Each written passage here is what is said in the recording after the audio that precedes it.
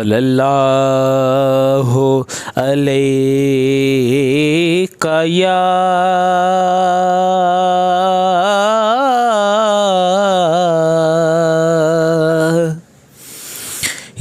रसूल अल्लाह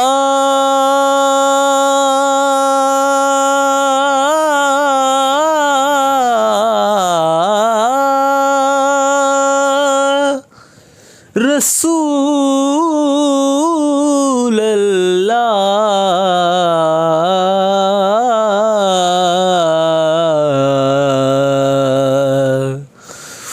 वसल्लम अलैका या हबीब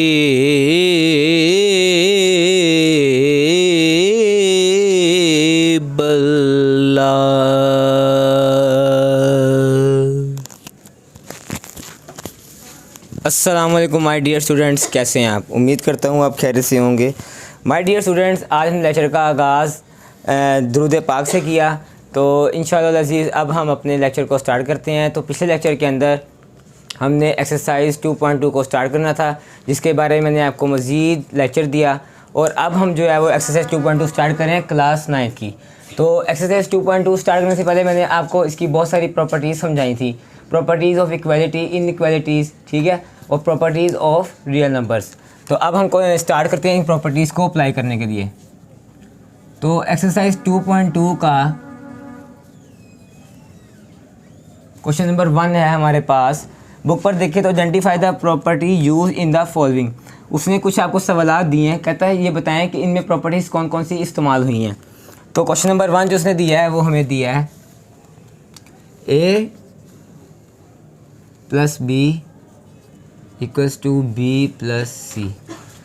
तो कहता बताएं ये कौन सी प्रॉपर्टी है। तो आपको मैंने इसके बारे में बड़ी डिटेल से एग्जांपल के साथ समझाया था एग्जांपल्स के अंदर कि ये प्रॉपर्टी कौन सी होगी अगर ए के साथ बी ऐड हो रहा है और दूसरी तरफ बी के साथ ए ऐड हो रहा है, यानी इनके रेसिप्रोकल ऐड हो रहे हैं, A plus B equals to B plus C. तो ये प्रॉपर्टी क्या कहलाती है? Commutative property under addition. तो इसको हम लिखेंगे कॉम्यूटेटिव प्रॉपर्टी।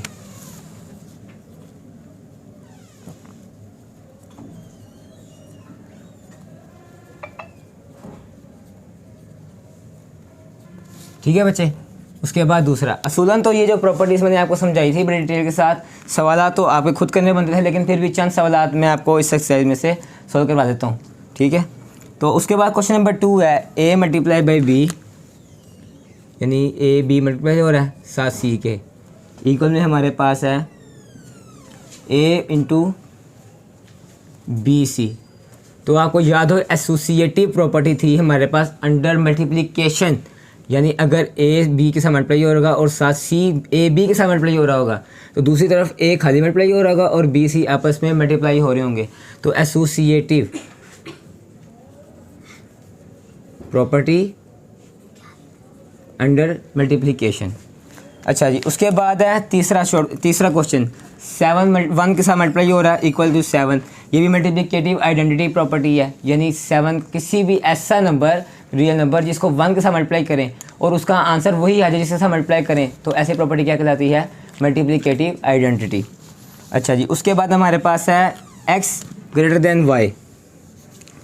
ये भी आपने प्रॉपर्टीज पढ़ी इनइक्वालिटीज़ की।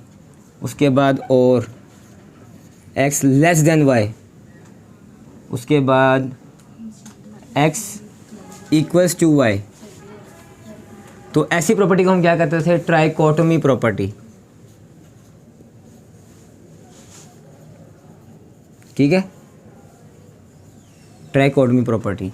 उसके बाद उससे अगली भी कॉम्यूटेटिव है, फिर उससे अगली आपके पास कैंसलेशन प्रॉपर्टी है, जिसमें अगर एक तरफ हमारे पास प्लस सी था, एक तरफ माइनस सी था, अगर ये कट रहे थे तो हमारे हम उसको क्या कहते थे? कैंसलेशन प्रॉपर्टी ऑफ एडिशन या सब्ट्रैक्शन, उस हिसाब से।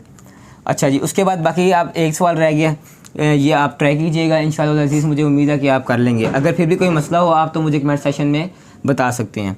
अच्छा जी, क्वेश्चन नंबर 2 हमारे पास क्या है? कहता है फिल इन द ब्लैंक्स।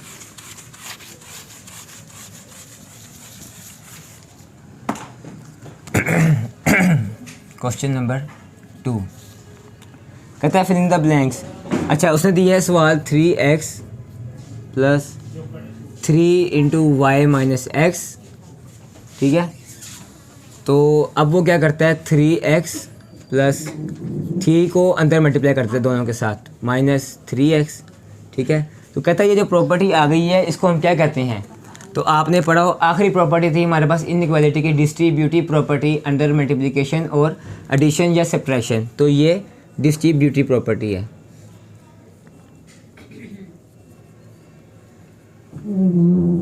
ठीक है बच्चे। अच्छा जी, उसके बाद हमारे पास क्या कहता है 3x - 3x प्लस 3y, तो प्लस ये कट गए तो क्या आ गया 0। तो ऐसी प्रॉपर्टी को हम क्या कहते थे कॉम्यूटेटिव प्रॉपर्टी, जिसमें हमारे पास 3y प्लस के साथ आ रहा होता था कॉम्यूटेटिव प्रॉपर्टी। ठीक है बच्चे। उसके बाद हमारे पास क्या है, अच्छा ये हमारे पास कैंसिल हो गया, तो 0 + 3y ये बचा था हमारे पास। तो इसको हम क्या कहते थे, जो प्लस और माइनस आपस में हम काटते थे तो इसको हम प्रॉपर्टी को हम क्या कहते थे एडिटिव इन्वर्स।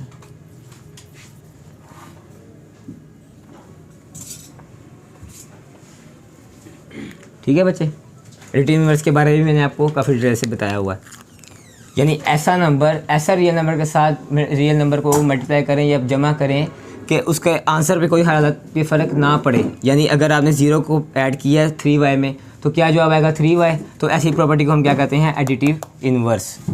ठीक है जी। उसके बाद हमारे पास बच गया सिर्फ 3y, तो हमारे पास एडिटिव आइडेंटिटी बच गई।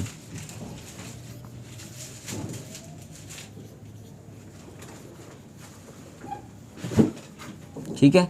अमूमन ये एक्सरसाइज जो है ये शॉर्ट क्वेश्चन के लिए यूज़ तो ये नहीं होती, MCQs इसमें से वो पूछ लेता है एग्जामिनर। अच्छा ये हमारा क्वेश्चन नंबर 2 भी कंप्लीट हुआ। और क्वेश्चन नंबर 3 हमारे पास क्या है, इसमें भी वो ये कहता है कि प्रॉपर्टीज़ के नाम बताएं। तो क्वेश्चन नंबर 3 हम आगे कर लेते हैं। अच्छा जी, क्वेश्चन नंबर 3 में क्या कहता है हमारे पास, पहला क्वेश्चन नंबर 3 में कहता है √24 + 0 = √24। तो अभी हमने ये पीछे किया एडिटिव आइडेंटिटी, 0 से इसके आगे कोई फ़र्क नहीं पड़ा।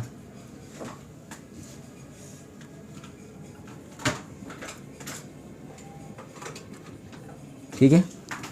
अच्छा जी, उससे अगला हमारे पास वो भी डिस्ट्रीब्यूटिव प्रॉपर्टी है अंडर सब्ट्रैक्शन या एडिशन। उसके बाद अगली प्रॉपर्टी हमारे पास क्या है, ये देखिए पाई की आपको वैल्यू पता है 22/7 होती है, लेकिन अभी इधर वैल्यू इस्तेमाल नहीं हुई, सिर्फ पाई इस्तेमाल हुआ है। तो आपको पता ही है कटने से क्या होता है कि एडिटिव इन्वर्स प्लस अगर माइनस के साथ कर देंगे तो कहते हैं कि pi is additive inverse of -pi. उसके बाद √3 ये हमारे पास है क्लोजर लॉ, यानी अंडर रूट से अगर कट जाए तो उसके हाथ पे कोई फ़र्क नहीं पड़ता, इसको हम क्या कहते हैं क्लोजर लॉ। उसके बाद आखिरी हमारे पास है -5/8 और 8/5, तो कहता है =1। तो ज़रूर ये =1 है, किस तरह, ये मल्टीप्लिकेटिव प्रॉपर्टी के साथ, मल्टीप्लिकेटिव इन्वर्स के साथ।